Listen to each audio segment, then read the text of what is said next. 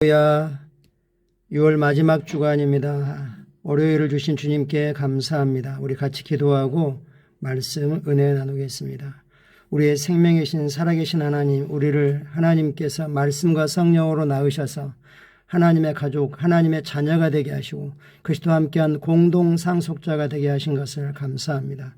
아버지, 날마다 주의 생명의 말씀을, 은혜의 말씀, 의의 말씀을 듣게 하시고 그 말씀이 우리에게 실제인 그런 영역에서 오늘도 믿음으로 걷게 하셔서 감사합니다. 우리를 의의 길로 인도하시는 성령님 감사합니다. 우리 안에서 말씀의 계시를 밝히셔서 말씀이 능력으로 역사하는 그런 삶으로 불러주셔서 감사합니다. 우리는 이 땅에 살고 있지만 우리 실제는 아버지 영적인 영역입니다. 우리는 from above한 존재로서 from above하게 생각하고 또 from above하게 말하고 그러한 말들로 이 땅에 변화를 일으키는 그런 자가 되게 하셔서 감사합니다. 주님을 찬양합니다. 주님을 경배합니다. 일마다 때마다 도우신 은혜가 우리에게 넘치고 있음을 선포합니다. 감사합니다. 예수님 이름으로 기도합니다. 아멘. 6월 27일 월요일 말씀 같이 확인하겠습니다. 제목 읽겠습니다. 우리는 인간 이상의 존재입니다. 사람의 몸을 입고 있지만 사람은 이상의 존재입니다. 왜 그렇죠? 우리가 하나님의 말씀으로 성령으로 하나님의 생명을 가진 그런 존재로 새롭게 태어났기 때문입니다. 우리는 하나님의 자녀라고 말하죠. 사람들이 하나님의 자녀라고 말하는데 그냥 단지 인간으로만 생각합니다. 우리는 하나님이 사람의 몸을 입고 오신 예수님처럼 우리는 사람으로 태어났다가 하나님의 생명을 받아 사람 이상의 존재가 된 하나님 사람입니다. 성경 말씀 읽겠습니다. 무리가 바울이 한 일을 보고 루가오니아 방언으로 소리질러 이르되 신들이 사람의 형상으로 우리 가운데 내려오셨다 하며 아멘. 태어날 때부터 불구였던 사람을 바울이 그에게 믿음이 있는 걸 보시고 내 발로 일어나라 해서 치유하죠. 그걸 보고 사람들이 바울과 바나바에게 소를 가지고 오고 화환을 가지고 오고 그렇게 이 신들에게 숭배하듯이 숭배하면서 깜짝 놀라게 되죠.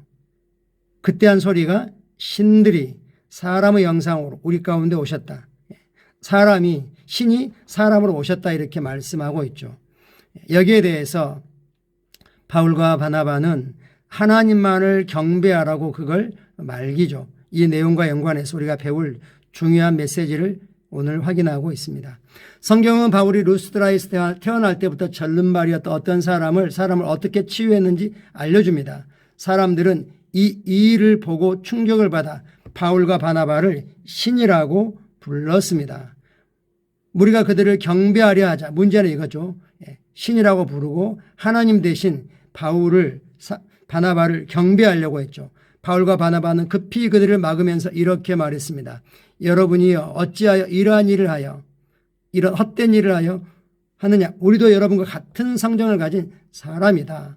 우리에게 경배하는 건 잘못된 거다 이렇게 말하죠. 여러분에게 복음을 전하는 것은 이런 헛된 일을 버리고 천지와 바다와 그 가운데 만물을 지으시고 살아계신 하나님께로 돌아오게 하려 함이라. 우리가 복음을 전하는 것은 살아계신 하나님만 경배하도록 하게 합니다 라고 말씀하고 계십니다. 이 시점에서 사도들은 본인이 사람이라고 생각했습니다. 그래서 그렇게 말하고 그렇게 생각했던 것입니다. 그들은 보십시오. 우리도 당신들과 똑같은 사람입니다 라고 말했습니다. 그들의 겸손은 옳았지만 그들의 대답의 내용 중 일부는 잘못됐습니다. 그들은 사람들에게 우리를 경배하지 마십시오. 만일 당신들이 예수님을 주님으로 믿는다면 당신들도 신들이 될 수 있는 가능성이 있다는 것이 우리가 전하는 메시지입니다 라고 말했어야 됩니다. 예수를 믿는 자는 하나님의 자녀, 신들이 된다라는 걸 알리는 것이 우리가 전하는 메시지 중에 포함되어 있습니다. 사람들은 바울과 바나바가 하는 일을 보고 그들이 보통 사람이 아니라는 걸 인식했죠. 그들의 진정한 정체가 뭔지 그들은 무의식적으로 알고 선포했습니다. 그들이 그저 인간이 아니라는 걸 발견했습니다. 그들은 사람의 형상을 한 신이었습니다. 사람들이 맞았습니다. 성경 말씀에 비추어 보면 그런다는 거죠. 성경은 말합니다. 내가 말하기를 너희는 신들이며 다 지존자의 아들들이라 하였으나 우리는 경배받기 합당하신 분은 아버지와 아들과 성령으로 한 분이신 유일하신 하나님 한 분이심을 알고 있습니다. 그러나 하나님은 이제 무수히 많은 신들을, 무수히 많은 하나님의 아들들을 지금 가지고 계십니다. 그러나 당신은 일부 그리스도인들이 우리는 단지 그냥 평범한 사람일 뿐입니다 라고 말하는 걸 들을 수 있습니다. 그들은 그렇게 말하는 것이 자신들을 겸손하게 만든다고 생각합니다. 아닙니다. 그들이 얼마나 무지한지 보여줄 뿐입니다. 자신을 신이라고 해가지고 사람들을 끌어모으고 그런 어떤 단체 종교 집단을 만들고 경배받는 사람들이 있기 때문에 문제인 거죠. 우리가 진정 누구인지 안다면 사람들로부터 높임 받으려고 그렇게 하지 않을 것이고 그런 꾸밈과 가장도 하지 않을 것입니다. 사람은 생명만 가지고 있다면 단지 사람이라고 해도 되는 거죠. 우리는 그렇지 않습니다. 오늘 메시지의 핵심입니다. 우리는 거듭나기 전에는 평범했습니다. 거듭나기 전에는 단지 죽을 수밖에 없는 인간의 생명만 가지고 있었습니다. 그러나 이제 우리는 거듭났습니다. 어떻게 거듭났죠? 하나님의 말씀과 성령으로 위로부터 하나님께로부터 하나님의 생명과 본성과 능력을 동일하게 가진 그런 존재로 재창조되었습니다. 새롭게 창조되었습니다. 우리는 거듭났고 하나님의 거하는 집, 하나님의 집이 되었습니다. 즉 우리 안에 하나님이 살고 계십니다. 우리 각자는 성령님이 거하시는 처소입니다. 그래서 성전이라고 부르죠. 온 우주 창조주이신 성령님께서 당신 안에 영원히 거처를 본부를 삼고 졸지도 주무시지도 떠나지도 않고 영원히 함께 하십니다. 우리 성령의 집이 되었습니다. 당신의 몸은 그분은 살아있는 성전입니다. 이것은 실제이며 이것은 진리이며 이 실제 이 진리가 당신의 의식의 일부가 되어야 됩니다. 당신은 이렇게 마땅히 이렇게 생각해야 됩니다. 나는 하나님의 성전입니다. 나는 하나님의 본부입니다. 나에게는 하나님의 생명과 본성과 능력이 있습니다. 나는 하나님의 자녀입니다. 나는 하나님의 상속자입니다. 이것이 무의식적인 의식이 되어야 되는 거죠. 당신이 이것을 인식하기 전까지 이 실제의 능력은 역사하지 않을 것입니다. 다시는 나는 평범한 사람입니다 라고 말하지 마십시오. 나는 단지 사람일 뿐입니다. 사람이니까 어쩔 수 없습니다. 사람이니까 염려하지 않을 수 없습니다. 사람이니까 두려워하지 않을 수 없습니다 라고 생각하거나 말하지 마십시오. 우리는 사람의 몸을 입고 있는 하나님의 자녀들입니다. 하나님의 가족들입니다. 당신이 예수 그리스도를 믿기 시작했을 때 당신은 하나님의 사람, 하나님이면서 동시에 사람인 그런 존재가 되었습니다. 하나님과 같은 종류 존재가 된 것입니다. 당신은 하나님으로부터 태어났습니다. 하나님의 DNA를 가지고 하나님의 씨로부터 우리는 태어났습니다. 당신은 실제로 초자연적인 존재입니다. 하나님은 당신을 그분과 똑같이 만드셨습니다. 주께서 그러하심과 같이 우리도 이 세상에서 그러하니라. 지금 당신은 하나님의 생명과 본성을 가지고 있습니다.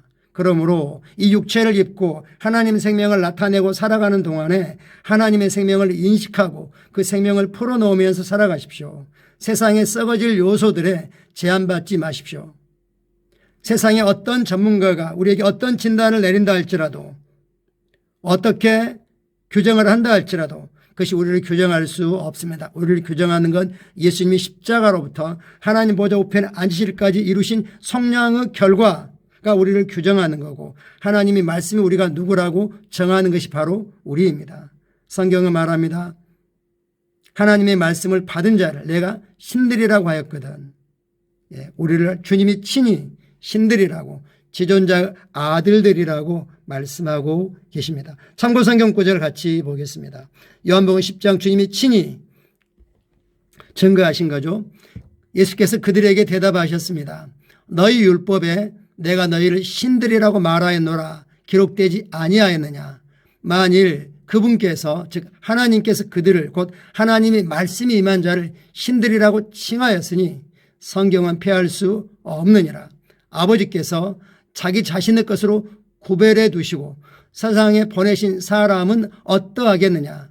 그러면 나는 하나님의 아들이라 말했기 때문에 너희는 왜 나를 신성모독으로 하나님을 모욕한다고 비난하냐라고 말씀하셨습니다. 주님이 친히 시편 말씀을 인용하시면서 하나님의 말씀을 받은 자를 신들이라, 지존자의 아들이라는 말씀을 인용하시고 자신이 하나님의 아들이심을, 하나님이심을 입증하셨습니다.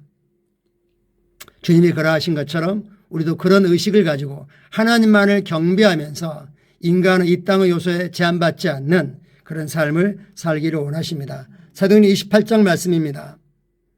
바울이 몰타라고 하는 섬에 난파되어 그렇게 구조되었을 때 추우니까 장작을 한 뭇 가져다가 이제 불을 피우죠. 그때 나무에 숨어있던 독사가 바울의 손을 뭅니다. 사람들이 깜짝 놀랐죠. 독이 퍼져서 금방 죽을 거다라고 했는데 그러지 않았죠. 바울이 나무 한 묶음을 거두어 불에 넣으니 뜨거움으로 말미암아 독사가 나와 그의 손을 물고 있는지라. 원주민들이 이 짐승이 그 손에 매달려 있음을 보고 서로 말하되 진실로 이 사람은 살인자로다. 즉 죄인이구나.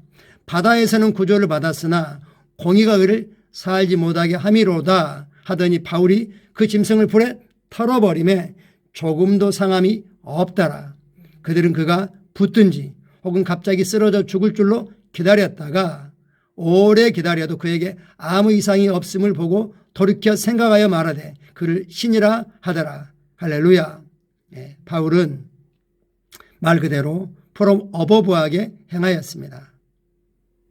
사람들에게 야 빨리 비상약 가져와라 뭐 이런 호들갑을 떨지 않았죠. 그냥 털어버리고 동일하게 똑같이 있었습니다. 그래서 사람들은 그를 신이라고 말했습니다. 우리는 하나님의 생명을 가진 신들 중에 한 신입니다. 시편 82편 본문 중에 있었죠. 내가 말하기를 너희는 신들이며 다 지존자 아들이라 하였으나. 아멘. 우리가 이 복음을 깨닫기 전에 이런 말씀들이 받아들여지지 않았지만 이제는 이 말씀들이 자연스럽습니다. 아멘. 같이 기도하겠습니다. 사랑하는 아버지, 예수 그리스도 영광스러운 복음에 대한 지식을 통해 아버지께서 내 영에 쌓아두신 귀한 보물과 나의 참된 정체성을 발견할 수 있도록 도와주려서 감사합니다. 나는 그리스도 예수 안에는 신성한 유업, 신성한 근원, 그 영광을 인식하고 그 빛 가운데 행합니다. 예수 이름으로 기도합니다. 아멘. 할렐루야. 이 더워졌기 때문에 여러 가지로 몸에 불편함을 느끼실 수도 있습니다. 또는 건강검진이나 등등 할 때 의사들이 좀 더 정밀하게 검사해 봐야겠습니다. 이런 말을 들을 수 있습니다. 그럴 때 전혀 우리는 이양받기를 거부합니다. 내가 내 몸을 좀 더 관리 잘하라는 그런 신호로만 받을 뿐이지 그들의 진단의 결과를 우리가 받아들이도 인정하지도 않을 것입니다. 왜냐하면 영적인 영역에서는 프롬 어버브한 곳에서는 주님께서 그 모든 것들을 다 깨끗하게 처리하셨기 때문입니다. 오늘도 주님이 주신 하나님의 생명과 본성으로 그 신성한 능력으로 하나님의 은혜를 풀어놓는 삶을 우리는 살아갈 것입니다. 감사합니다. 사랑하고 축복합니다. 주님께서 주의 천사를 보내 우리 사랑하는 성도들을 있는 곳에서 지키시고 보호하시고 도우시고 함께 하시고 인도하십니다. 감사합니다. 사랑하고 축복합니다.